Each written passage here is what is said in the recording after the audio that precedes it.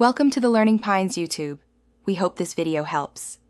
You start now. Make sure you have at least one Shrine of Depths key and a waypoint near the Mondstadt Shrine.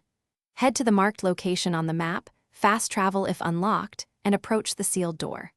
Once done, clear nearby enemies or environmental obstacles. This prevents interruptions while using the key. You want a character who can quickly disable shields or break rubble. This initial push saves time and avoids backtracking. It positions you to use the key immediately and claim the chest inside. You now perform the core action. Stand in front of the shrine door so the interaction prompt appears cleanly. Open your inventory and select the Shrine of Depths key, then use it on the door prompt. Confirm that you want to consume the key. The animation will play. Remain nearby and be ready to move. Once the door opens, step inside without delay to prevent respawned enemies or timed hazards from blocking the chest. Make sure to pick up all loot and check corners for hidden items. Complete the sequence by looting the chest and any interior nodes.